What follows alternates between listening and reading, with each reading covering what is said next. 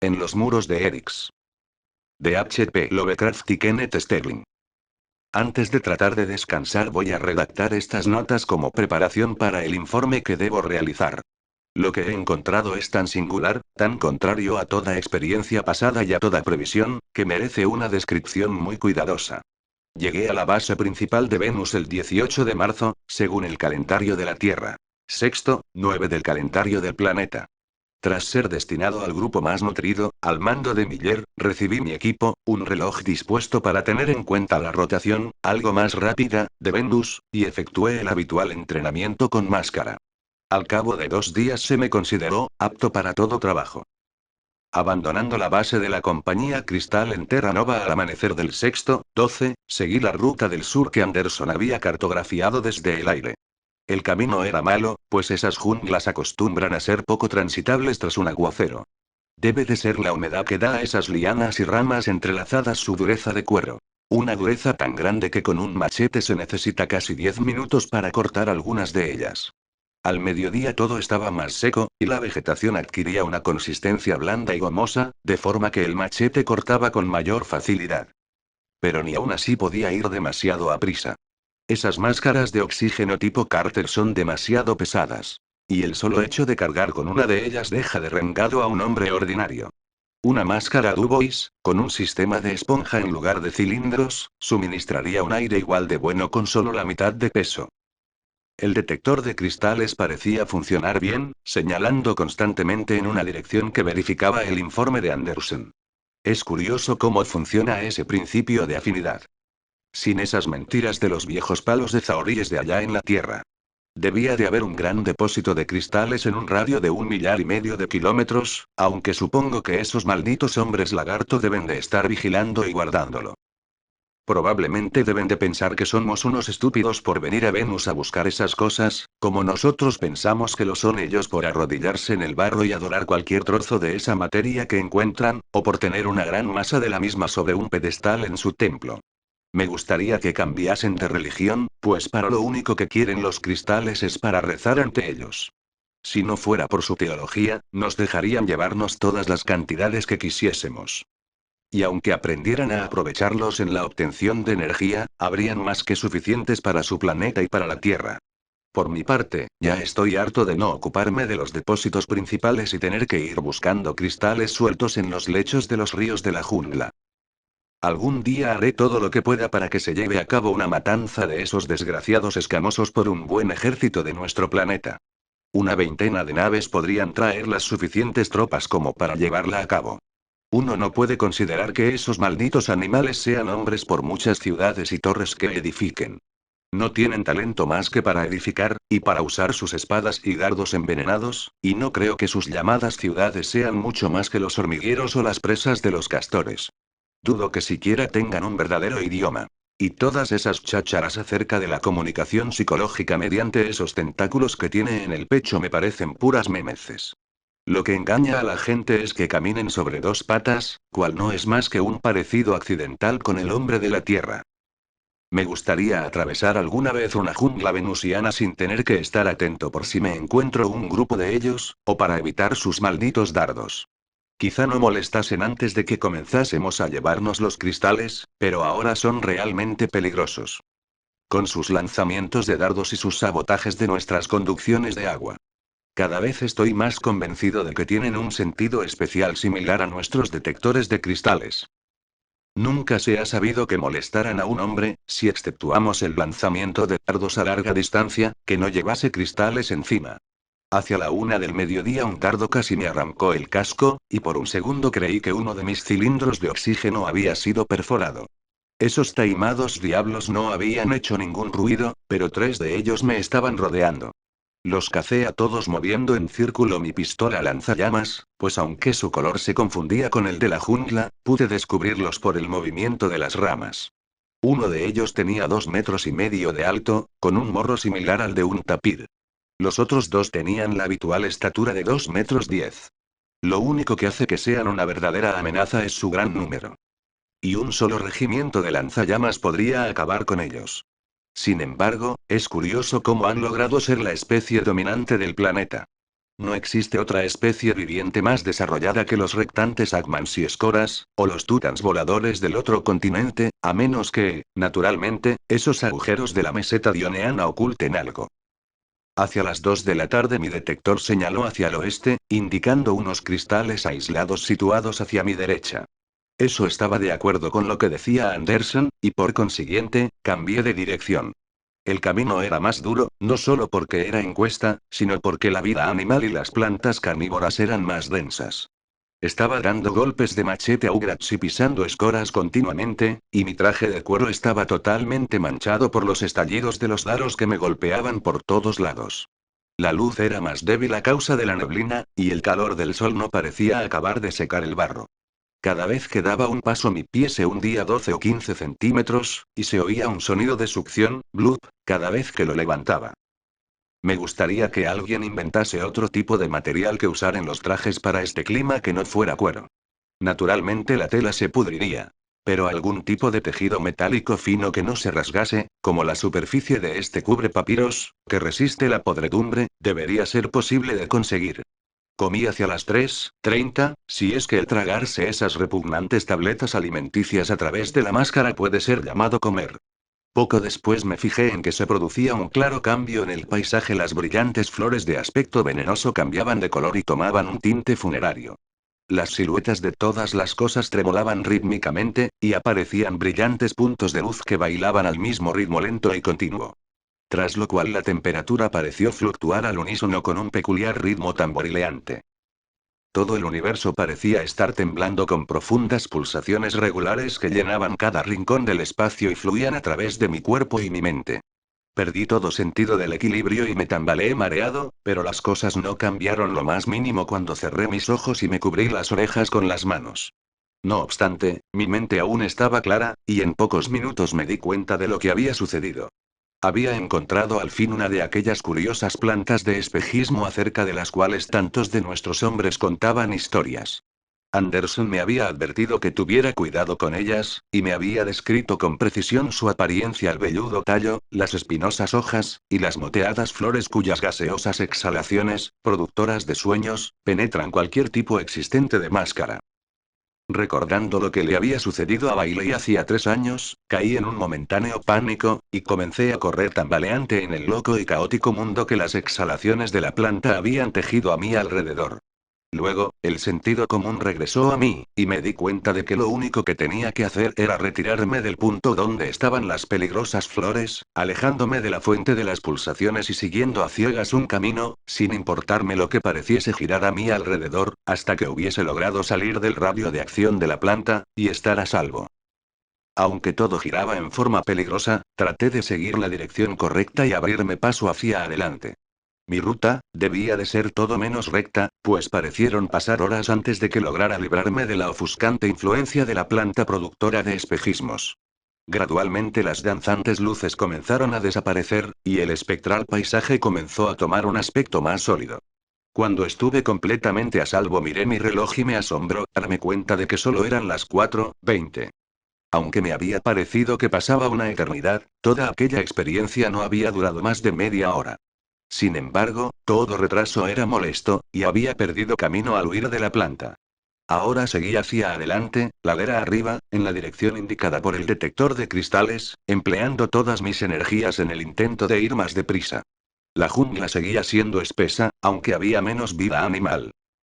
En una ocasión una flor carnívora rodeó mi pie derecho, y lo asió con tal fuerza que tuve que liberarme a golpes de machete, haciendo trizas la planta antes de lograr que me soltase. En menos de una hora me di cuenta de que la vegetación estaba haciéndose menos densa, y hacia las 5 de la tarde, tras pasar una región de lechos gigantes con pocos matorrales entre ellos, salía una gran meseta musgosa. Ahora, mi paso se hizo rápido, y vi por los estremecimientos de la aguja de mi detector que estaba aproximándome bastante al cristal que buscaba. Era realmente extraño, porque la mayor parte de los dispersos esferoides en forma de huevo se hallaban en los arroyos de la jungla, de un tipo que no era muy probable encontrar en aquel terreno alto, sin árboles. El terreno seguía subiendo, y acababa en una cresta muy definida. Llegué a la cima hacia las 5:30 y vi ante mí una llanura muy extensa y bosques en la distancia. Sin lugar a dudas aquello era la meseta cartografiada por Matsugawa desde el aire, hacía 50 años, y que era llamada en nuestros mapas Erixo meseta ericiniana. Pero lo que hizo acelerar el ritmo de mi corazón fue un pequeño detalle, cuya posición no podía haber estado muy alejada del centro exacto de la llanura. Era un único punto de luz, que brillaba a través de la neblina y que parecía atraer la penetrante luminosidad concentrada de los amarillentos rayos del 501, atenuados por los vapores. Era sin duda el cristal que buscaba un objeto que probablemente no sería mayor que el huevo de una gallina, y que no obstante contenía la suficiente energía como para mantener caliente durante un año a toda una ciudad. Mientras contemplaba el distante brillo, me preguntaba por qué sería que aquellos miserables hombres lagarto adorasen a aquellos cristales sin que, no obstante, tuvieran la menor noción de la energía que contenían. Echando a correr, traté de alcanzar el inesperado premio lo más rápidamente posible. Y me sentí molesto cuando el firme musgo dio paso a un muy fluido y especialmente detestable barro moteado con ocasionales manchas de vegetación. Pero seguí chapoteando sin detenerme, sin pensar ni siquiera en mirar a mi alrededor en busca de algún hombre lagarto al acecho. En aquel espacio abierto no era muy probable caer en una emboscada. Y mientras avanzaba la luz frente a mí parecía aumentar de tamaño y brillantez, y comencé a darme cuenta de alguna peculiaridad en su situación. Claramente se trataba de un cristal de una gran calidad, y mi alegría creció con cada paso chapoteante.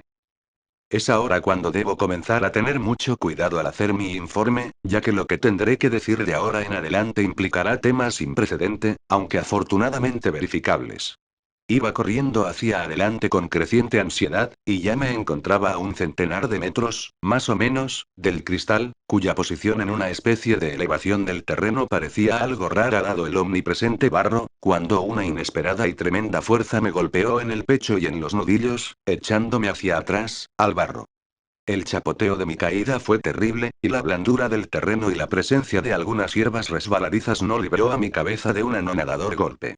Durante un momento me quedé boca arriba, demasiado atontado como para poder pensar. Entonces, mecánicamente, me puse en pie y comencé a sacudirme algo del barro y suciedad de mi traje de cuero. No tenía ni idea de qué era aquello con lo que había tropezado. No había visto nada que hubiese podido producir aquel golpe, ni tampoco lo veía ahora. ¿Acaso habría, después de todo, resbalado simplemente en el barro? Mis doloridos nudillos y pecho me negaban esta posibilidad.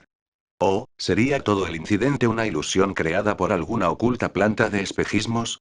Parecía poco probable, ya que no notaba ninguno de los síntomas usuales, y porque no había por allí ningún lugar en el que un vegetal tan chillón y visible pudiera ocultarse a mi vista.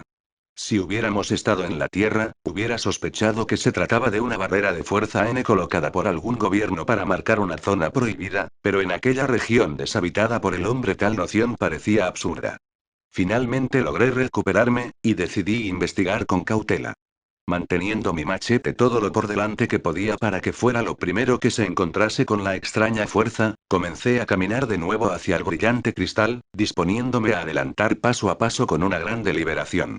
Al tercer paso me vi detenido por el impacto de la punta del machete contra una superficie aparentemente sólida. Una superficie sólida allá donde mis ojos no veían nada. Al cabo de un momento recuperé mi aplomo. Extendiendo mi enguantada mano, verifiqué la presencia de una materia sólida invisible, o de una ilusión táctil de materia sólida, frente a mí. Moviendo la mano comprobé que la barrera tenía una extensión sustancial, y una lisura parecida a la del cristal, sin que hubiera evidencia de junturas de bloques separados.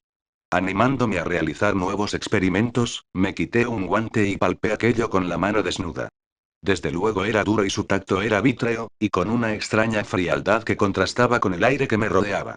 Forcé la vista al máximo en un esfuerzo por divisar alguna huella de sustancia obstructora, pero no pude ver nada. Ni siquiera había evidencias de un poder refractor, juzgando por el aspecto del terreno situado enfrente. La ausencia de un poder reflexivo quedaba probada por el que no hubiera una imagen brillante del sol en ningún punto. Una intensa curiosidad comenzó a desplazar cualquier otro sentimiento, y amplié mis investigaciones lo mejor que pude.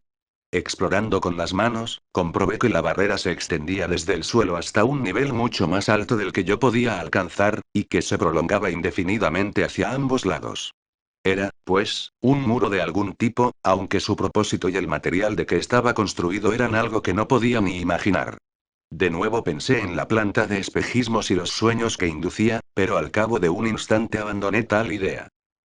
Golpeando con fuerza la barrera con la empuñadura del machete, y dándole patadas con mis gruesas botas, traté de interpretar los sonidos así producidos. En aquellas reverberaciones había algo que recordaba al cemento armado, aunque mis manos notaban la superficie más bien vítrea o metálica al tacto. Ciertamente me enfrentaba con algo extraño, y de lo cual no había previa experiencia. El siguiente paso en toda lógica era hacerse idea de las dimensiones del muro. El problema de la altura sería difícil de resolver, si es que no era imposible, por lo que quizá fuera más fácil ocuparse antes de la cuestión del largo y extendiendo los brazos y manteniéndome apretado contra la barrera, comencé a caminar lentamente hacia la izquierda, fijándome muy bien hacia qué lado estaba dando frente. Tras algunos pasos concluí que la pared no era recta, sino que me encontraba siguiendo parte de algún amplio círculo o elipse. Y entonces mi atención fue distraída por algo totalmente distinto. Algo relacionado con el aún lejano cristal que era el objetivo de mi búsqueda. Ya he dicho que aún desde mayor distancia la posición del objeto brillante parecía extraña en alguna manera indefinible, pues se hallaba sobre un bajo montículo que se alzaba sobre el barro. Ahora, a un centenar de metros, podía ver claramente a pesar de la neblina lo que era el montículo. Era el cuerpo de un hombre ataviado con uno de los uniformes de cuero de la compañía Cristal, caído boca arriba y con su mascarilla de oxígeno medio hundida en el barro a algunos centímetros de distancia. En su mano derecha, apretada convulsivamente contra el pecho, se hallaba el cristal que me había traído allí, un esferoide de increíble tamaño, tan grande, que los dedos muertos casi no podían cerrarse sobre él. Aún a aquella distancia podía darme cuenta de que el hombre llevaba muerto poco tiempo. Se veía muy poca descomposición, y reflexioné que en un tal clima aquello significaba que la muerte se había producido hacía tan solo un día. Pronto las odiosas moscas Farnock comenzarían a amontonarse sobre el cuerpo. Me pregunté quién sería el hombre. Desde luego nadie que hubiera visto en aquel viaje. Debía tratarse de uno de los veteranos ausente en un largo periplo, que había llegado a aquella región independientemente de los trabajos de Andersen. Y allí yacía, más allá de todo problema, y con los rayos del gran cristal surgiendo de entre sus rígidos dedos. Durante más de 5 minutos me quedé allí mirando, lleno de asombro y aprensión. Un curioso miedo me asaltó, y tuve el irrazonable impulso de escapar corriendo. No podía haber sido asesinado por aquellos repugnantes hombres lagarto, pues aún tenía el cristal que había hallado. ¿Tendría aquello alguna conexión con la pared invisible? ¿Dónde habría hallado el cristal? El instrumento de Anderson había indicado uno por aquellos alrededores mucho antes de que aquel hombre pudiera haber perecido.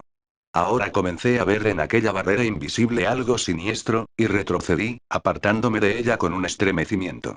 Y, sin embargo, sabía que tenía que solucionar el misterio con aún más rapidez y de una vez por todas, debido precisamente a aquella reciente tragedia. De pronto, con una sacudida que devolvió mi mente al problema con que se enfrentaba, se me ocurrió una forma posible de estudiar la altura del muro, o al menos de averiguar si se extendía o no indefinidamente hacia arriba. Tomando un puñado de barro, dejé que gotease hasta que hubo adquirido una cierta consistencia, y entonces lo lancé a lo alto, hacia la barrera totalmente transparente. A una altura de quizá 4 metros golpeó a la superficie invisible con un sonido resonante, desintegrándose y fluyendo en chorritos que bajaban con una sorprendente rapidez. Claramente se veía que el muro era alto.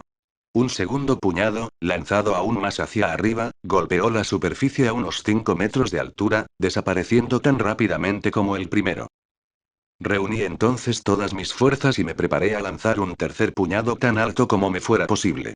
Dejando escurrir el barro, y apretándolo para conseguir que estuviera lo más compacto posible, lo lancé con tal inclinación que temí que no alcanzase siquiera la barrera. No obstante, lo hizo, y esta vez cruzó el muro y cayó en el barro de más allá con un violento chapoteo. Al fin tenía una idea aproximada de la altura del muro, pues el barro la había sobrepasado a unos 6 metros de altura. Resultaba pues totalmente imposible ascender una pared lisa y resbaladiza, vertical, de una altura de unos 6 metros. Por consiguiente, debía continuar rodeando la barrera en la esperanza de hallar un portal, un fin, o algún tipo de interrupción. ¿Formaba el obstáculo un círculo completo u otra figura geométrica cerrada, o era simplemente un arco o un semicírculo? Actuando según mi decisión, reinicié mi lento camino hacia la izquierda, moviendo mis manos arriba y abajo sobre la superficie invisible por si tenía la suerte de hallar alguna ventana u otra pequeña abertura. Antes de comenzar a andar, traté de marcar mi posición abriendo a patadas un agujero en el barro, pero era demasiado fluido como para poder dejar una huella en él. No obstante, determiné aproximadamente el lugar fijándome en una alta cicada de la lejana selva, que parecía estar en línea con el brillante cristal, situado a un centenar de metros de mí. Si no había ningún portal o fisura, ahora podría saber cuándo había dado una vuelta completa a la pared.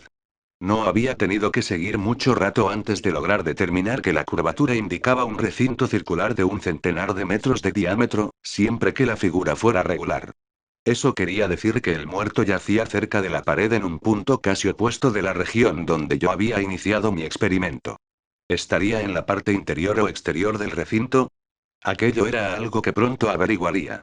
Cuando lentamente fui dando vuelta a la barrera sin hallar ninguna puerta, ventana u otra interrupción, decidí que el cuerpo debía de encontrarse en el interior. Desde más cerca las facciones del muerto, y la forma en que sus ojos miraban, me parecieron algo inquietantes. Cuando me hallé muy cerca creí reconocerlo como Dwight, un veterano al que nunca había tratado, pero al que había visto en el puesto el año pasado. El cristal que aferraba era ciertamente un ejemplar precioso, el mayor espécimen que jamás hubiera visto. Estaba tan cerca del cuerpo que, de no ser por la barrera, lo hubiera podido tocar, cuando me tanteé ante mano izquierda halló un ángulo en la superficie invisible. En un segundo averigüé que se trataba de una abertura de unos 90 centímetros de ancho, que se extendía desde el suelo hasta una altura mayor de la que podía alcanzar. No había puerta, ni ninguna evidencia de señales de bisagras que hablasen de una puerta desaparecida.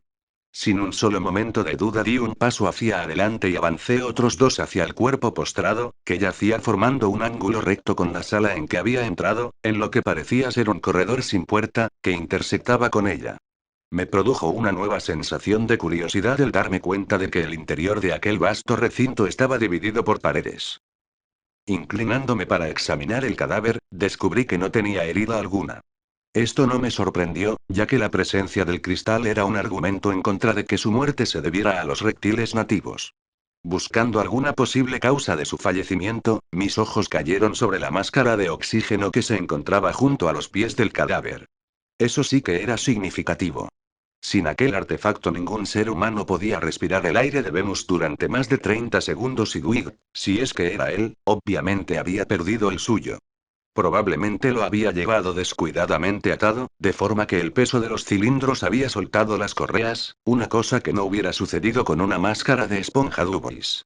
El medio minuto de tiempo había sido demasiado poco para permitir al hombre recuperar su protección, o quizá el contenido cianógeno de la atmósfera fuera anormalmente alto en el momento en que se produjo el accidente. Tal vez estaba demasiado ocupado admirando el cristal. Fuera donde fuese que lo hubiera hallado. Aparentemente acababa de sacarlo de la bolsa de su traje, pues la tapa de la misma estaba desabrochada. Entonces procedía a arrancar el enorme cristal de los dedos del explorador muerto. Una tarea que la rigidez del cadáver hacía muy difícil. El esferoide era mayor que el puño de un hombre, y brillaba como si tuviera vida propia a los rojizos rayos del sol que se hallaba en el oeste. Cuando toqué la brillante superficie me estremecí involuntariamente, como si al tomar aquel precioso objeto me hubiera transferido el fatal destino que había caído sobre su anterior propietario. No obstante, mis recelos pronto se desvanecieron, y cuidadosamente introduje el cristal en la bolsa de mi uniforme de cuero. La superstición nunca ha sido uno de mis defectos. Colocando el casco del hombre sobre su inerte rostro, de ojos muy abiertos, me alcé y salí de nuevo, a través de la invisible puerta, hacia la sala de entrada del gran recinto. Entonces se reavivó mi curiosidad acerca del extraño edificio, y me estrujé el cerebro especulando acerca de su material, origen y propósito. No podía creer ni por un momento que se debiera a la mano del hombre. Nuestras naves habían llegado a Venus hacía solamente 72 años, y los únicos seres humanos del planeta eran los de Terra Nova. Además, el conocimiento humano no incluía ningún sólido perfectamente transparente y no refractante como el que componía aquella construcción. Podía descartarse la idea de que en la prehistoria los humanos hubieran invadido Venus, con lo que uno debía volver a la idea de que se trataba de una construcción nativa. ¿Habría precedido a los hombres 4 Agartho una olvidada raza de seres altamente evolucionados? A pesar de sus ciudades elaboradamente edificadas, parecía difícil el aceptar que aquellos reptiloides hubieran hecho algo así. Debió de haber existido otra raza eones antes, de la que quizá esta fuera la última reliquia. ¿O acaso futuras expediciones hallarían ruinas de un origen similar? El propósito de una tal edificación era algo que se prestaba a cualquier conjetura. Pero su extraño material, aparentemente nada práctico, me sugería un uso religioso. Consciente de mi incapacidad para resolver estos problemas, decidí que lo único que haría sería explorar la construcción invisible. Estaba convencido de que varias salas y corredores se extendían por la aparentemente vacía llanura de barro. Y creí que el conocimiento de su disposición podía llevar a algo significativo.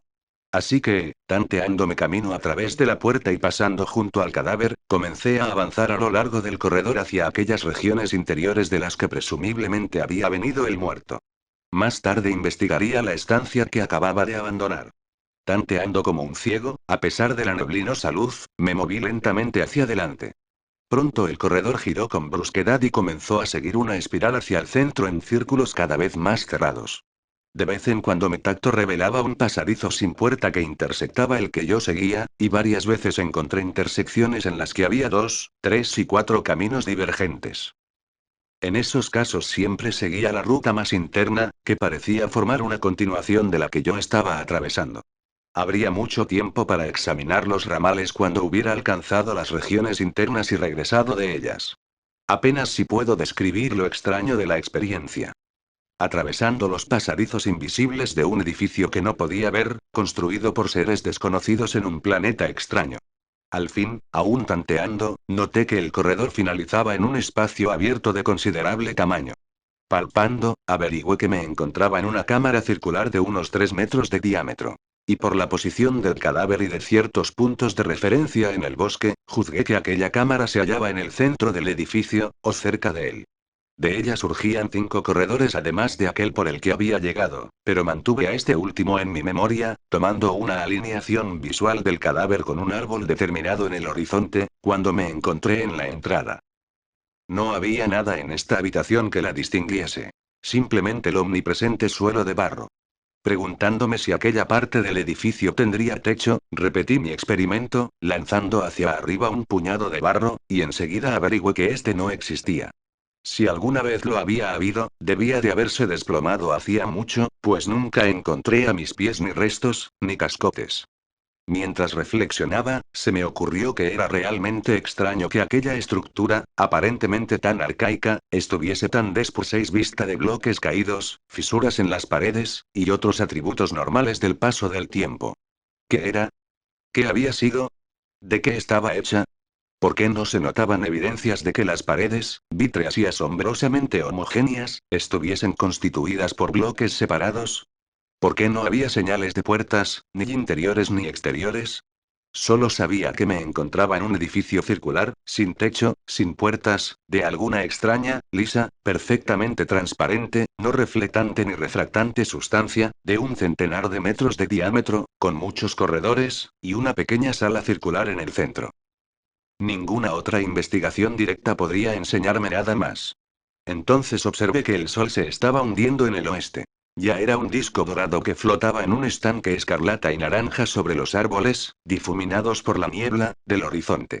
Resultaba claro que tendría que apresurarme si es que deseaba elegir un lugar seco en el que dormir antes de que cayese la noche.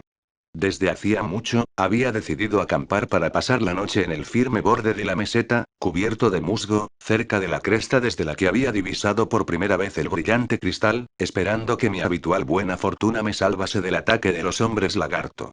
Siempre he creído que deberíamos viajar en grupos de 2 o más, para que alguien pueda estar de guardia mientras el otro duerme, pero el número relativamente pequeño de ataques nocturnos hace que la compañía no se preocupe demasiado de ellos. Esos malditos escamosos parecen tener dificultades para ver de noche, a pesar de sus curiosas antorchas fosforescentes. Habiendo tomado de nuevo el pasadizo por el que había llegado, comencé a regresar a la entrada de la estructura. Las subsiguientes exploraciones podrían esperar al próximo día.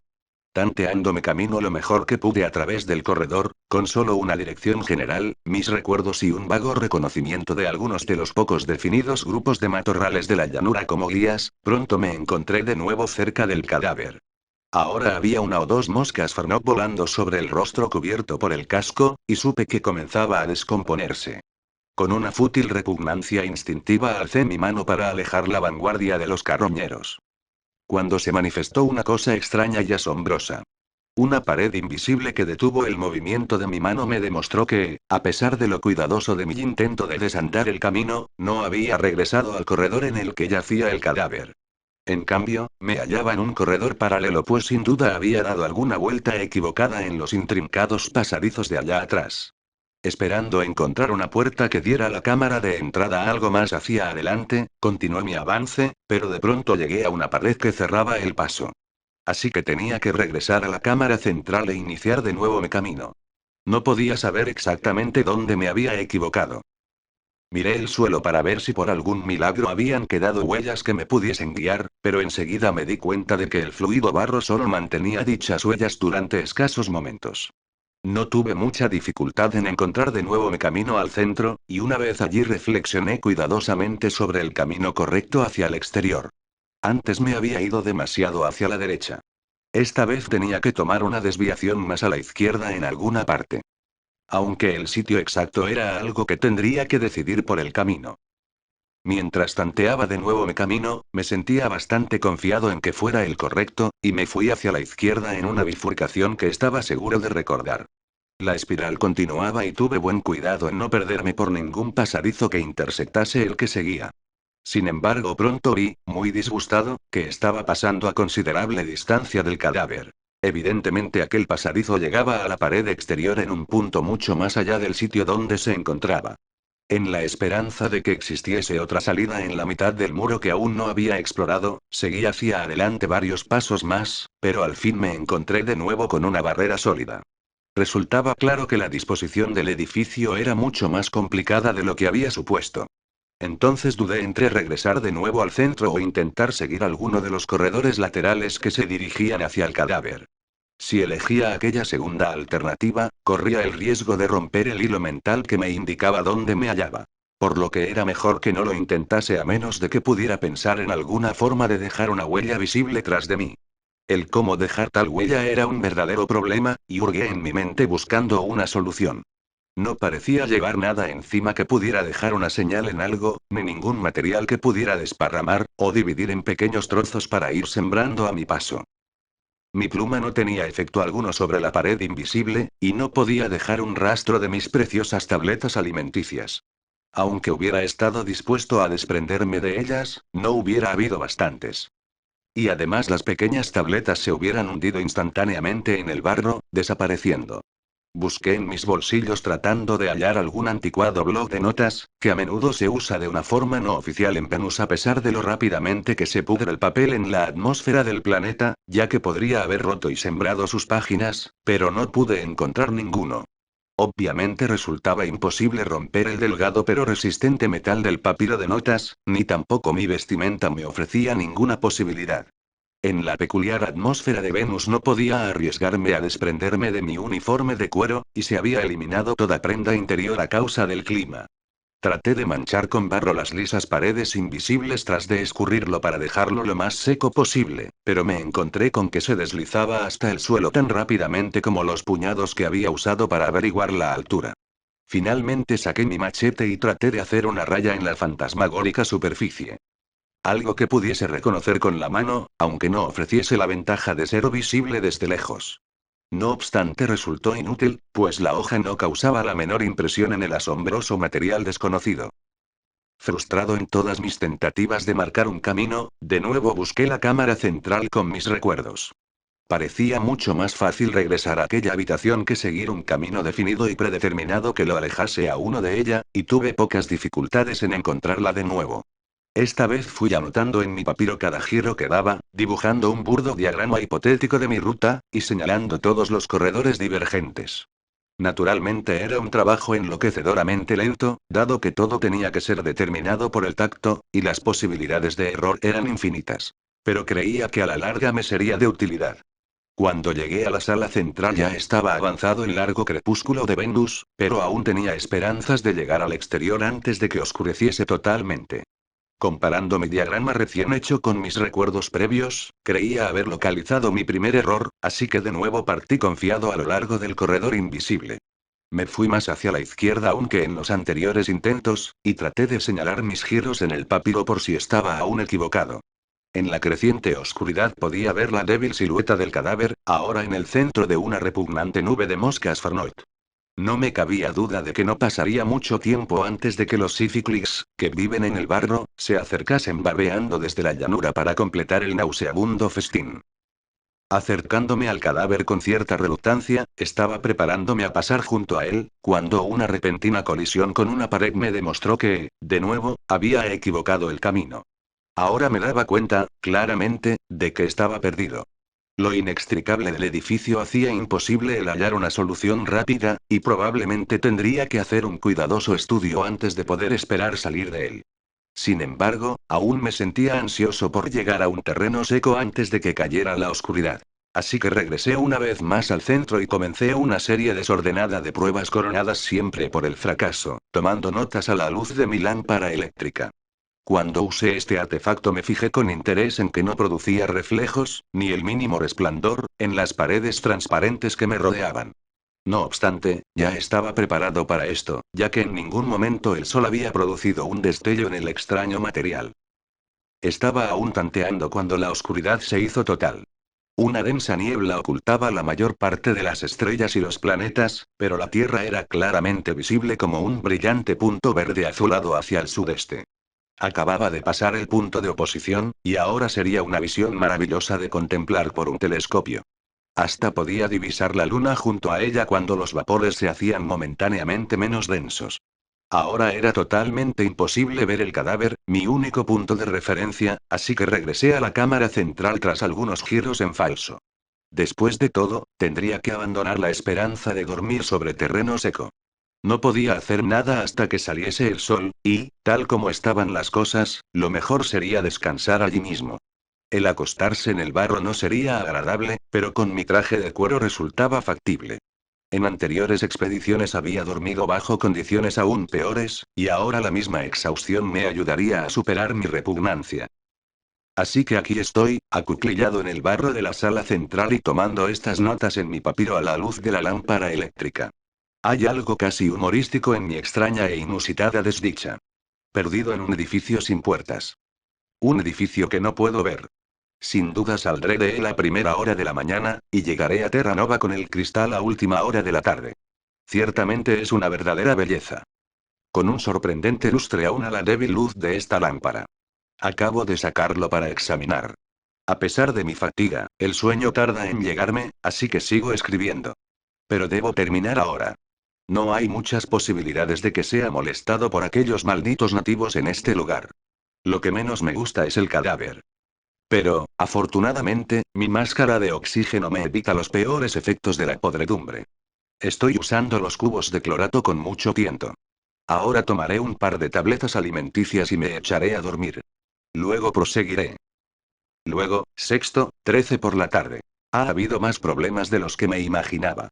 Aún sigo en el edificio y tendré que trabajar rápida y cuidadosamente si es que quiero dormir esta noche en terreno seco.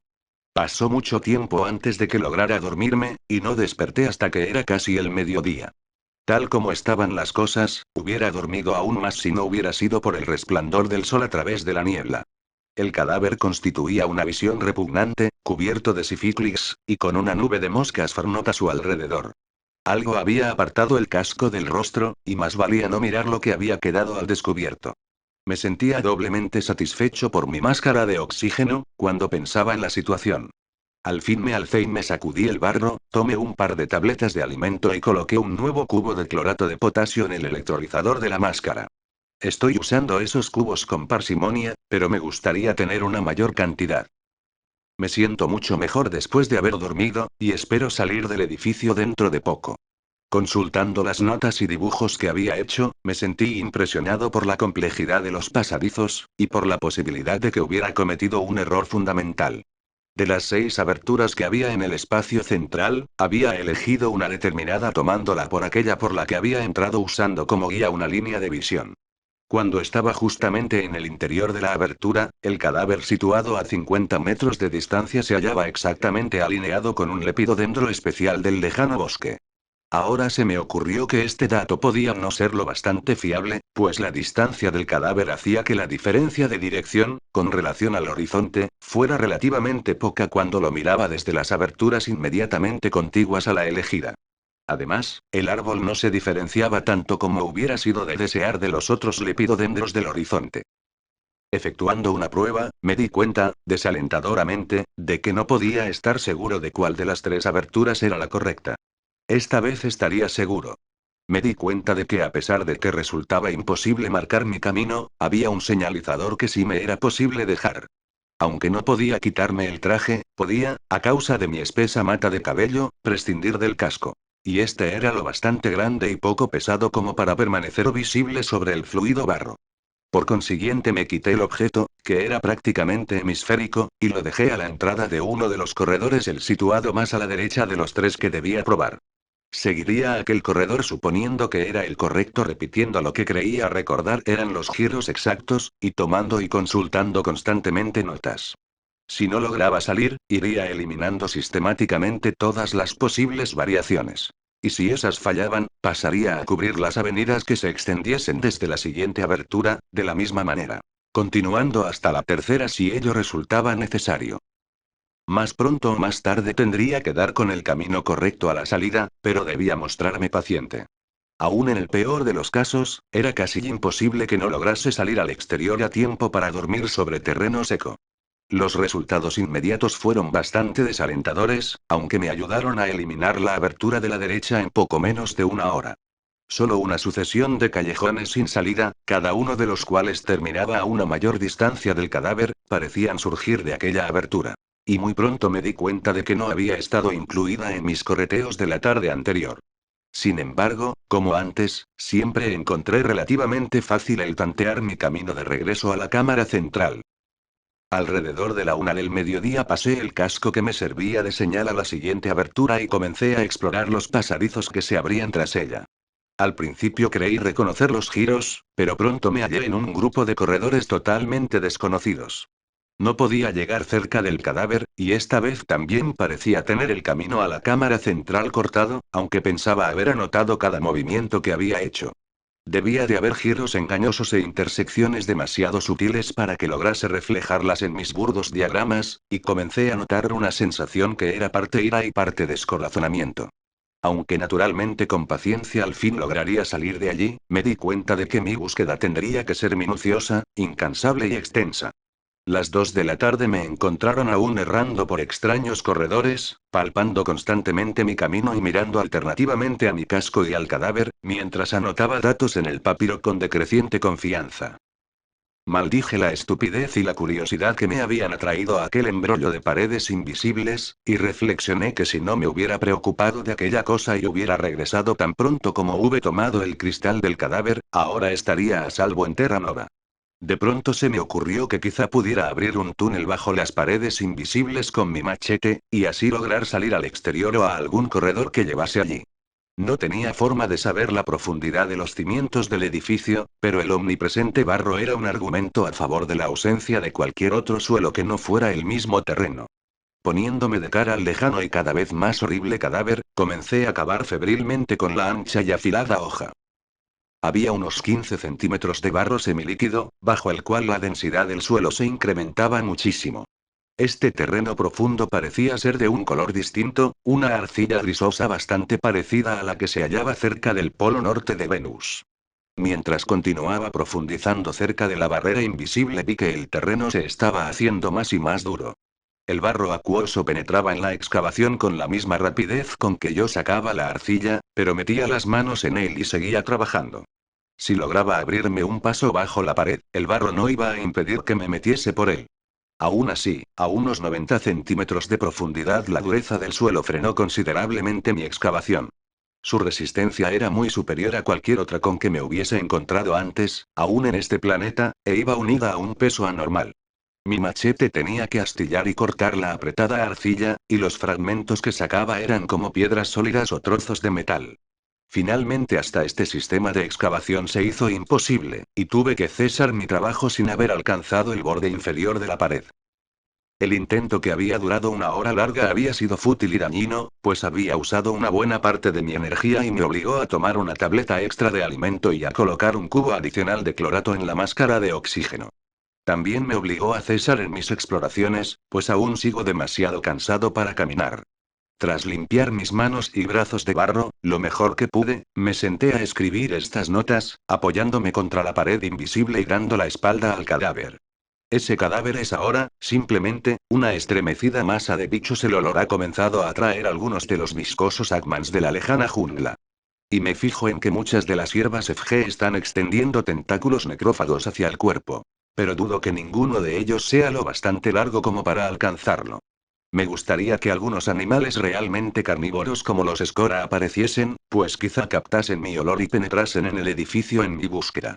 Los animales esos tienen un extraño sentido de la orientación. Podría contemplarlos mientras venían, e ir anotando su ruta aproximada si es que no lo hacían en línea continua. Eso me sería de una gran ayuda. Y cuando llegasen ante mí, la pistola me libraría de ellos. Pero no puedo esperar una cosa así. Ahora que he terminado estas notas, descansaré un poco más, y luego tantearé de nuevo. Tan pronto como regrese a la cámara central, lo que debería ser fácil, probaré con la abertura de la izquierda. Quizá pueda salir antes de la noche después de todo. Sexto, 13 por la noche. Nuevos problemas. Mi escapatoria será tremendamente difícil, pues hay elementos que no habla sospechado. Otra noche en el barro y una lucha ante mí mañana. Descansé muy poco rato y me alcé y tanteé de nuevo hacia las 4. Unos 15 minutos después llegué a la cámara central y moví mi casco para marcar la última de las 3 posibles aberturas. Partiendo de ella, me pareció que el camino me era más familiar, pero al cabo de 5 minutos me detuve en seco ante la vista de algo que me estremeció más de lo que pueda describir. Era un grupo de 4 o 5 de esos detestables hombres lagarto que salían del bosque a lo lejos en la llanura. No podía verlos claramente a aquella distancia, pero me pareció que hacían una pausa y se volvían hacia los árboles para gesticular, tras lo que se les unió una docena más. El grupo incrementado comenzó entonces a avanzar directamente hacia el edificio invisible, y mientras se aproximaban los estudié cuidadosamente. Nunca había visto de cerca a uno de aquellos seres, si no era entre las humeantes sombras de la jungla. El parecido con los reptiles era perceptible, aunque sabía que solo era aparente, ya que esos seres no tienen punto de contacto con la vida terrestre. Cuando se acercaron más me parecieron menos reptiloides, únicamente la cabeza plana y la verdosa y viscosa piel, parecida a la de una rana, daban la idea de ello. Caminaban erectos sobre sus extrañas y gruesas patas, y sus discos de succión producían unos curiosos sonidos en el barro. Eran especímenes normales, de unos 2,10 m de alto, con 4 largos y delgados tentáculos pectorales.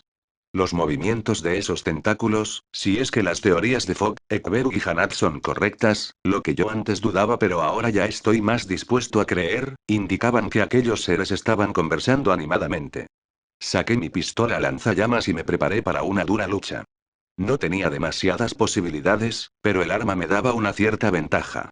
Si las cosas aquellas conocían el edificio, entrarían a por mí y de aquella manera me darían la clave de cómo salir, tal como los escoras hubieran hecho. El que me iban a atacar me parecía seguro.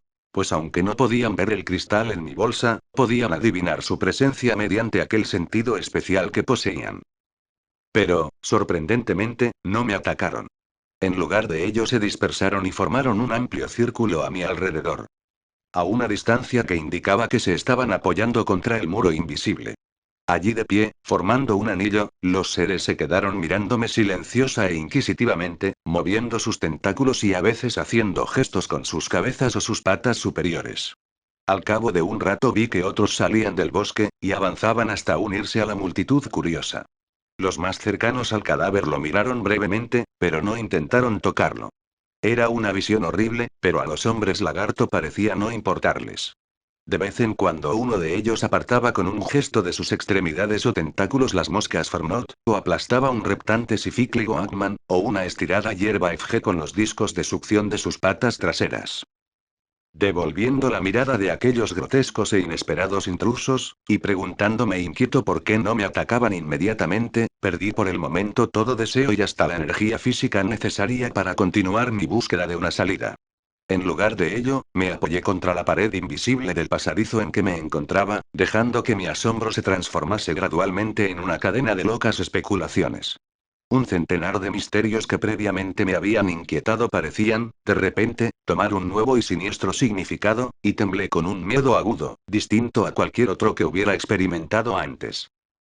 Creía saber por qué aquellos seres repulsivos estaban agolpándose expectantes a mi alrededor. Creía también haber descubierto al fin el secreto de la estructura transparente. El tentador cristal que habla encontrado, el cuerpo del hombre que lo había hallado antes que yo. Todas esas cosas comenzaron a adquirir un significado tétrico y amenazador. No había sido una vulgar racha de mala fortuna lo que me había hecho perderme en aquella maraña de corredores transparentes y sin techo. Ni mucho menos. Sin duda alguna, aquel lugar era algo deliberado, un laberinto construido a propósito por aquellos seres infernales cuyas habilidades y mentalidad había infravalorado. Pero, ¿no debería haberlo sospechado antes, conociendo su raro talento arquitectónico? Su propósito estaba bien claro. Era una trampa. Una trampa dispuesta para cazar seres humanos, y con el cristal esferoide como cebo. Aquellos seres reptiloides, en su guerra con los ladrones de cristales, habían decidido usar la estrategia, y estaban utilizando nuestra propia codicia contra nosotros mismos. Dwight, si es que aquel cuerpo putrefacto era Dwight, había sido víctima del laberinto. Debía de haber quedado atrapado hacía algún tiempo, y no había logrado hallar la salida. Sin duda la falta de agua lo había enloquecido, y quizás se había quedado también sin cubos de clorato. Probablemente su máscara no se le había perdido accidentalmente. Era más probable que se hubiera suicidado. En lugar de enfrentarse con una muerte lenta, había acabado con sus problemas quitándose deliberadamente la máscara y dejando que la atmósfera letal acabase con él enseguida. La horrible ironía de su destino estaba en su situación. A solo unos pasos de la salida salvadora que no había logrado hallar. Un minuto más de búsqueda, y habría estado a salvo. Y ahora yo estaba tan atrapado como él. Atrapado y con aquella manada de curiosos riéndose de mi desgracia. La idea era enloquecedora, y, cuando la tuve, se apoderó de mí una repentina oleada de pánico que me hizo echar a correr sin rumbo, por los invisibles corredores. Durante varios minutos fui un demente tropezando, cayéndome, hiriéndome contra las paredes invisibles, y finalmente desplomándome en el barro como un montón de carne estremecida, dolorida, sangrante y sin conciencia. La caída me calmó un poco, así que cuando lentamente me puse en pie, pude fijarme en las cosas y razonar. El círculo de mirones estaba agitando sus tentáculos en una forma extraña y irregular, que me sugería una burla por su parte, así que les enseñé el puño con ira cuando me puse en pie. Mi gesto pareció incrementar su diversión. Y algunos de ellos lo imitaron burdamente con sus verdosas extremidades anteriores. Algo avergonzado, traté de recapacitar y considerar la situación. Después de todo, no estaba tan mal como Dwight. A diferencia de él, sabía cuál era la situación, y hombre prevenido vale por dos. Tenía pruebas de que se podía llegar a una salida, y no repetiría su trágico acto de desesperación. El cadáver. O el esqueleto, que es lo que pronto sería, seguía sirviéndome de guía para hallar la abertura, y una paciencia decidida no dejaría de llevarme hasta ella si trabajaba lo bastante, con inteligencia. Sin embargo, tenía la desventaja de estar rodeado por aquellos demonios reptiloides. Ahora que me daba cuenta de la naturaleza de la trampa, cuyo material invisible indicaba unos conocimientos superiores a cualquier cosa conocida en la Tierra, ya no podía despreciar la mentalidad y recursos de mis enemigos. Aún con mi pistola lanzallamas pasaría un mal rato para alejarme de allí, aunque la audacia y la rapidez me servirían, sin lugar a dudas, para salir del aprieto. Pero primero tenía que llegar al exterior. A menos que pudiera atraer o provocar a alguno de aquellos seres, para que avanzase hacia mí. Mientras preparaba mi pistola para cualquier posible acción y comprobaba mi abundante suministro de munición, se me ocurrió que podía probar el efecto de la misma sobre las paredes invisibles. Habría estado pasando por alto un método de escape factible. No tenía ni idea de la composición química de la barrera transparente, y tal vez se tratase de algo que una lengua de fuego pudiera cortar sin problemas. Eligiendo una sección que daba hacia el cadáver, descargué cuidadosamente la pistola a bocajarro y tanteé con mi cuchillo allá donde había dado la descarga. Nada había cambiado. Había visto cómo la llama se extendía al tocar la superficie, y me daba cuenta de que mi esperanza había sido vana. Solo una larga y tediosa búsqueda de la salida lograría llevarme al exterior. Así que, tragándome otra tableta alimenticia y colocando otro cubo en el electrolizador de mi máscara, reinicié la larga búsqueda, volviendo sobre mis pasos hacia la cámara central e intentándolo de nuevo. Constantemente consultaba mis notas y dibujos, y tomaba otros nuevos, equivocándome una y otra vez en los giros, pero siguiendo desesperadamente hasta que la luz de la tarde se hizo muy débil. Mientras insistía en mi exploración, miraba de vez en cuando al silencioso círculo de espectadores burlones, y noté un gradual cambio en su composición. De vez en cuando algunos volvían al bosque, mientras que otros llegaban a tomar sus lugares. Cuanto más pensaba en sus tácticas menos me gustaban, pues me daban una idea de los posibles motivos de aquellos seres. En cualquier momento aquellos diablos hubieran podido avanzar y luchar conmigo, pero parecían preferir contemplar mis intentos por escapar. No me cabía más posibilidad que considerar que estaban divirtiéndose con el espectáculo, y esto me hizo temer con mayor fuerza la idea de caer en sus manos. Con la llegada de la oscuridad cesé mi búsqueda, y me senté en el barro para descansar. Ahora estoy escribiendo a la luz de mi lámpara, y pronto intentaré dormir un poco. Espero que mañana logre salir. Pues mi cantimplora está vaciándose, y las tabletas de la col son un mal sustituto para el agua. Y no me atrevo a intentar sorber la humedad de este barro, pues el agua de los barrizales de esta región es tan solo potable cuando ha sido destilada. Por eso tenemos esas largas conducciones de agua hasta las zonas de arcilla amarilla, y dependemos del agua de lluvia cuando esos diablos sabotean nuestras tuberías. Además, tampoco tengo demasiados cubos de clorato, y debo intentar disminuir mi consumo de oxígeno tanto como pueda. Mi tentativa de abrir un túnel a primera hora de la tarde, y mi loca carrera de después, consumieron una peligrosa cantidad de aire. Mañana reduciré mis esfuerzos físicos al mínimo posible hasta que me halle frente a los reptiles y tenga que luchar con ellos. Necesito una buena cantidad de cubos para el viaje de regreso a Terra Nova. Mis enemigos siguen ahí. Puedo ver un círculo de sus poco luminosas antorchas fosforescentes a mi alrededor. Esas luces me producen una sensación de horror que tiende a mantenerme despierto. Sexto, 14 por la noche. Otro día completo de búsqueda y aún no he hallado mi camino al exterior. Comienza a preocuparme el problema del agua, pues acabé con el contenido de mi cantimplora al mediodía. Durante la tarde hubo un aguacero y regresé a la cámara central a buscar el casco que había dejado como señal, para usarlo como recipiente y conseguir un par de vasos de agua. Me bebí la mayor parte de la misma, pero he puesto el poco que quedó en la cantimplora. Las tabletas de la col sirven bien poco contra la verdadera sed, y espero que vuelva a llover durante la noche. He dejado el casco boca arriba para que recoja el agua que caiga. Y tampoco tengo demasiadas tabletas alimenticias, aunque eso aún no sea un peligro. De todas maneras, de ahora en adelante me pondré a media ración. Lo que realmente me preocupa son los cubos de clorato, pues aún sin ejercicios violentos, el continuo caminar de todo un día consume un número peligroso de los mismos. Me siento débil por mi forzada economía de oxígeno, y por mi sed, que va en constante aumento. Cuando reduzca la comida supongo que aún me sentiré más débil. Hay algo maldito, algo extraño, en este laberinto. Podría jurar que había eliminado ciertos giros con mis dibujos, y sin embargo cada nuevo intento va en contra de algún supuesto que creía comprobado. Nunca antes me había dado cuenta de lo perdidos que estamos sin referencias visuales. Un hombre ciego quizá lo hiciese mejor que yo. Pero para la mayoría de nosotros la vista es el principal de nuestros sentidos. El efecto de todos esos recorridos inútiles es causarme un profundo desaliento. Puedo comprender cómo debió de sentirse el pobre Dwight. Su cadáver es ahora tan solo un esqueleto, y los Sifficlix y moscas Farnog ya han desaparecido. Las hierbas Efgen están haciendo pedazos el uniforme de cuero, pues eran más largas y crecen más rápido de lo que me imaginaba. Y durante todo el tiempo, esos espectadores cambiantes permanecen agitando sus tentáculos alrededor de la barrera, riéndose de mí y disfrutando de mi desgracia. Un día más y enloqueceré, si es que no me desplomo muerto de agotamiento. Mas no me queda otra solución que perseverar. Dwight habría salido si hubiera seguido caminando un minuto más. Y es posible que alguien de Terra Nova venga de buscarme antes de que pase mucho más tiempo, aunque este sea solamente mi tercer día de ausencia.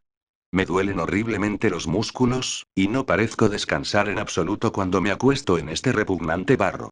La pasada noche, a pesar de mi terrible fatiga, dormí sobresaltado, y esta noche temo que no lo haga mejor. Vivo en una continua pesadilla pasando del sueño a la vigilia, y sin embargo sin estar verdaderamente despierto o dormido. Me tiembla la mano, ya no puedo seguir escribiendo. Ese círculo de tenues antorchas fosforescentes es repugnante. Sexto, 15 a última hora de la tarde. Adelanto considerablemente. Las cosas tienen buen aspecto. Estoy muy agotado y no dormí mucho antes de que saliera el sol. Entonces, dormité hasta el mediodía, aunque sin lograr descansar totalmente. No ha llovido, y la sed me debilita mucho. Comí una tableta alimenticia extra para mantenerme en marcha, pero sin agua no me ha servido demasiado.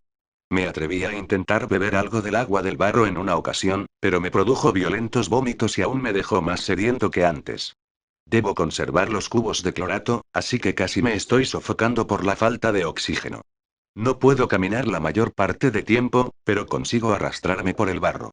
Hacia las 2 de la tarde creí reconocer algunos de los pasadizos, y me acerqué mucho al cadáver, o esqueleto, de lo que habla hecho en mis intentos del primer día.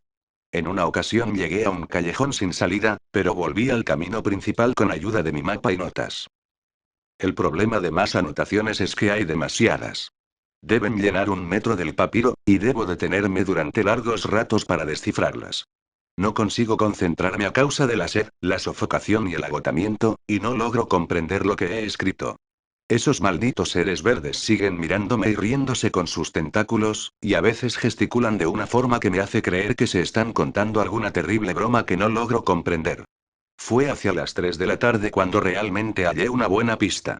Había un portal que, según mis notas, no había atravesado antes. Y cuando lo hice vi que pedía arrastrarme dando un rodeo hacia el esqueleto envuelto por las hierbas. El camino era una especie de espiral, muy similar a aquella por la que había llegado inicialmente a la cámara central. Cuando llegaba a una puerta lateral o a una intersección, seguía el camino que más parecía repetir el recorrido original. Mientras me acercaba, en círculos, más y más a mi repugnante punto de referencia, los espectadores del exterior intensificaban sus crípticas gesticulaciones y su irónica risa silenciosa. Evidentemente veían algo macabramente divertido en mi avance. Dándose cuenta, sin lugar a dudas, de lo inerme que estaré en cualquier lucha con ellos. Dejé que se rieran. Pues aunque me daba cuenta de mi tremenda debilidad, contaba con la pistola lanzallamas y con sus numerosos cargadores extra para abrirme paso entre la vil falange de reptiles. Ahora mi esperanza estaba en alza, pero no intenté ponerme en pie. Era mejor seguir reptando, y guardar mis fuerzas para el cercano encuentro con los hombres lagarto. Mi avance era muy lento, y el peligro de perderme en algún camino sin salida muy grande, pero, de todas formas, parecía ir siguiendo una curva que decididamente me llevaba hacia mi meta ósea. La perspectiva me daba nuevas fuerzas, y durante un tiempo dejé de preocuparme del dolor, la sed, y mi escasa cantidad de cubos. Las criaturas se estaban agrupando todas alrededor de la entrada haciendo gestos, saltando y riendo con sus tentáculos. Pronto, reflexioné, debería enfrentarme con aquella horda. Y quizá con los refuerzos que recibiesen del bosque. Estoy ya tan solo a unos metros del esqueleto, y me detengo a tomar estas notas antes de salir y atravesar esa molesta banda de seres. Confío en que con mis últimas energías podré ponerlos en fuga a pesar de su número, pues el radio de acción de esta pistola es tremendo. Entonces acamparé en el musgo seco del borde de la meseta, y por la mañana viajaré cansadamente por la jungla hacia Terra Nova. Me alegrará volver a ver de nuevo hombres vivos y los edificios de la raza humana. Los dientes de esa calavera brillan y sonríen de una forma horrible. Sexto, 15 ya casi de noche. Horror y desesperación, me equivoqué de nuevo. Tras tomar las anteriores notas me aproximé aún más al esqueleto, pero repentinamente encontré una pared que se interponía. De nuevo había sido engañado, y aparentemente volvía a estar en la misma situación que 3 días antes, durante mi primer fútil intento de salir del laberinto. No sé si grité o no. Quizá estuviera demasiado débil para producir un solo sonido. Simplemente, me quedé anonadado en el barro durante un largo periodo, mientras las cosas verdosas del exterior saltaban y reían y gesticulaban. Al cabo de un tiempo recuperé totalmente el conocimiento.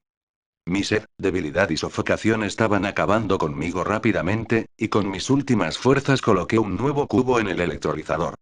Sin pensarlo, y sin considerar mis necesidades para el viaje de vuelta a Terra Nova.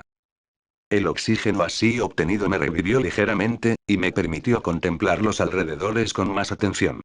Parecía como si estuviera un poco más lejos del pobre Dwight de lo que me había hallado en mi primer desengaño, y me pregunté embotadamente si podría hallarme en otro corredor algo más remoto. Con esta débil esperanza me arrastré laboriosamente hacia adelante, pero al cabo de algunos metros encontré una pared como en la anterior ocasión. Así que aquello era el fin. 3 días no me habían llevado a ninguna parte y mis fuerzas han desaparecido. Pronto enloqueceré de sed, y ya no tengo bastantes cubos como para regresar. Me pregunté débilmente por qué aquellos seres de pesadilla se habían agrupado de tal forma junto a la entrada, para burlarse de mí.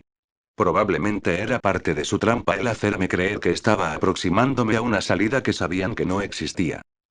Sé que no duraré mucho, aunque estoy resuelto a no acelerar mi fin como hizo Dwight. Su cráneo sonriente está vuelto hacia mí, movido por los tanteos de una de las hierbas FG que están devorando su traje de cuero. La fantasmal mirada de esas cuencas vacías es peor que la de esos horrores reptiloides. Da un ominoso significado a esa sonrisa muerta. Me quedaré muy quieto sobre el barro para recuperar mis fuerzas en lo posible. Estas notas, que espero lleguen a poder de los que vengan tras de mí, y les sirvan de aviso, estarán pronto terminadas. Cuando acabe de escribir, descansaré un largo rato.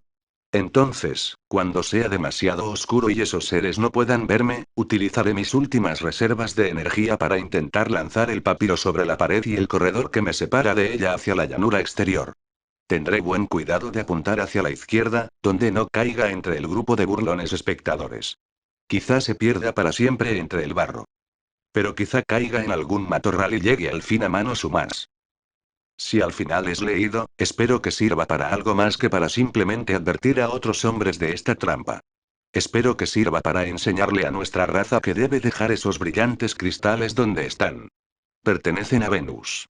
Nuestro planeta realmente no los necesita, y creo que hemos violado alguna ley oscura y misteriosa, alguna ley profundamente oculta en los arcanos del cosmos, en nuestras tentativas de apoderarnos de ellos. ¿Quién puede decir qué oscuras, potentes y extensas fuerzas empujan a esos seres reptilescos que guardan su tesoro en forma tan extraña? Dwight y yo ya hemos pagado nuestra culpa, como otros lo han hecho antes y otros los harán después. Aunque quizá esas pocas muertes sean únicamente un preludio de unos horrores más grandes que aún están por venir. Dejemos a Venus lo que es de Venus. Ya estoy muy próximo a la muerte, y temo no ser capaz de poder lanzar el papiro cuando llegue la noche. Si no puedo hacerlo, supongo que los hombres lagarto se apoderarán de él, pues probablemente se dan cuenta de lo que es. No querrán que nadie tenga un previo aviso acerca del laberinto. Y no sabrán que mi mensaje contiene una súplica a su favor. A medida que se aproxima mi fin me siento más predispuesto a favor de esos seres. ¿Quién puede decir, en la escala de las entidades cósmicas, qué especie se encuentra más alta, o se aproximan más a la norma orgánica de los espacios? ¿Si la suya o la mía? Acabo de sacar el gran cristal de mi bolsa para mirarlo durante mis últimos instantes. Brilla fiera y amenazadoramente a los rojizos rayos de la puesta del sol. La horda se ha dado cuenta de ello y sus gestos han cambiado en una forma que no puedo comprender. Me pregunto por qué permanecerán agrupados alrededor de la entrada en lugar de concentrarse en un punto más cercano de la pared transparente. Estoy perdiendo el sentido y ya no puedo escribir mucho más. Las cosas giran a mi alrededor, y no obstante, no acabo de perder el conocimiento. Podré lanzar el papiro sobre la pared. El cristal brilla mucho, y eso que cada vez oscurece más. Oscuro. Muy débil. Siguen riendo y saltando alrededor de la puerta, y han encendido esas infernales antorchas fosforescentes. ¿Se están yendo? Creí oír un sonido, una luz en el cielo. Informe de Wesley P. Miller, director del Grupo A, Compañía Cristal de Venus Terra Nova en Venus, sexto, 16. Nuestro empleado A49, Kenton 1.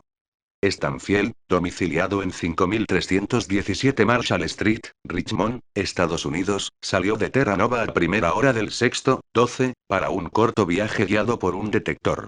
Debiendo regresar el 13 o el 14, no había aparecido a la tarde del 15, por lo que el avión de observación FR-58 con 5 hombres a mi mando partió a las 8 de la tarde para seguir su ruta con el detector. La aguja no señalaba ningún cambio respecto a lecturas anteriores. Seguimos la aguja hasta la meseta ericiniana, manteniendo en funcionamiento durante todo el camino nuestros potentes reflectores. Nuestros lanzallamas de triple potencia y cilindros de radiación no hubieran podido dispersar cualquier fuerza ordinaria de nativos hostiles, o cualquier manada peligrosa de escoras carnívoros. Cuando estuvimos en la llanura abierta de Erix vimos un grupo de luces en movimiento que sabíamos que eran antorchas fosforescentes nativas. Al aproximarnos, se dispersaron por el bosque. Probablemente eran de 75 a 100. El detector indicaba que había un cristal en el punto del que provenían. Planeando a baja altura sobre aquel punto, nuestras luces descubrieron objetos en el suelo. Un esqueleto cubierto por hierbas FG, y un cuerpo a unos 3 metros del mismo. Hacer descender el avión cerca de los cuerpos, la punta del ala chocó contra un obstáculo invisible. Acercándonos a los cuerpos a pie, nos topamos con una lisa barrera invisible que nos asombró tremendamente. Tanteando cerca del esqueleto hallamos una abertura, tras la cual habla un espacio con otro orificio que daba al esqueleto. Aunque había sido despojado de su ropa por las hierbas, tenía junto a él uno de los cascos numerados de la compañía, era el empleado B9, Frederick N. Dwight, del grupo Coenid, que había partido hacía 2 meses de Terra Nova en un viaje largo. Entre este esqueleto y el cadáver aún indemne parecía haber otra pared, pero pudimos identificar fácilmente al segundo hombre como Stanfield. Tenía un papiro de notas en su mano izquierda y una pluma en la derecha, y parecía haber estado escribiendo cuando murió. No se vela ningún cristal, pero el detector indicaba la existencia de un enorme espécimen cerca del cadáver de Stanfield. Tuvimos grandes dificultades para llegar hasta pero finalmente lo logramos. El cadáver estaba aún caliente, y junto a él se hallaba un gran cristal, cubierto por el poco profundo barro. Inmediatamente estudiamos su papiro y nos preparamos a dar ciertos pasos siguiendo los datos contenidos en él. Las anotaciones del papiro forman la larga narración que precede a este infieme. Una narración que hemos verificado en sus puntos esenciales, y que adjuntamos como explicación de lo que hallamos. Las partes finales del relato muestran el deterioro de su mente, pero no hay razón para dudar de su parte principal. Stanfield obviamente falleció por una combinación de su sed, sofocación, tensión cardíaca y depresión psicológica. Tenía colocada la máscara y esta estaba generando oxígeno normalmente, a pesar de su escasa reserva de cubos. Teniendo dañado nuestro aparato, enviamos un mensaje por radio reclamando la presencia de Anderson con el avión de reparaciones FG-7, con un equipo de demoliciones y material para las mismas. Hacia la mañana el FR-58 ya había sido reparado, y regresó al mando de Anderson llevando los 2 cadáveres y el cristal. Enterraremos a Dwight y Stanfield en el cementerio de la compañía, y enviaremos el cristal a Chicago en el siguiente navío que se dirija a la Tierra. Luego, adoptaremos la sugerencia de Stanfield. La mascuerda contenida al principio del informe, cuando aún estaba sano, y traeremos las suficientes tropas como para acabar con los nativos. Con el campo libre, no habrá límites en la cantidad de cristales que podamos obtener. Por la tarde estudiamos con mucho cuidado el edificio o trampa invisible, explorándolo con la ayuda de largas cuerdas de guía, y preparando un mapa completo para nuestros archivos. Nos sentimos muy impresionados por el diseño, y conservamos especímenes de la sustancia para someterlos a análisis químicos. Estos conocimientos nos serán útiles cuando invadamos las ciudades nativas. Nuestras brocas de diamante tipo C lograron perforar el material, y el equipo de demoliciones está ahora dinamitando el edificio para volarlo hasta los cimientos. No quedará nada cuando hayan acabado. Este edificio es una verdadera amenaza para el tráfico aéreo y de otros tipos. Al contemplar el plan del laberinto uno se siente impresionado no solo por la ironía del fin de Dwight, sino también por el de Stanfield. Cuando intentamos llegar hasta el segundo cadáver desde el esqueleto, no pudimos hallar acceso hacia la derecha, pero Marem encontró una puerta desde el primer espacio interior a unos 4,5 metros más allá de Dwight y a 1,5 metros de Stanfield. Tras ella había un largo corredor que no exploramos hasta más tarde, pero en su lado derecho había otra puerta que llevaba directamente al cadáver. Stanfield podría haber alcanzado la salida exterior caminando unos 6 o 7 metros si hubiera hallado la abertura que estaba directamente tras él. Una abertura de la que no se dio cuenta a causa de su cansancio y desesperación. H.P. Lovecraft 1890-1937. Kenneth Sterling 1920-1995.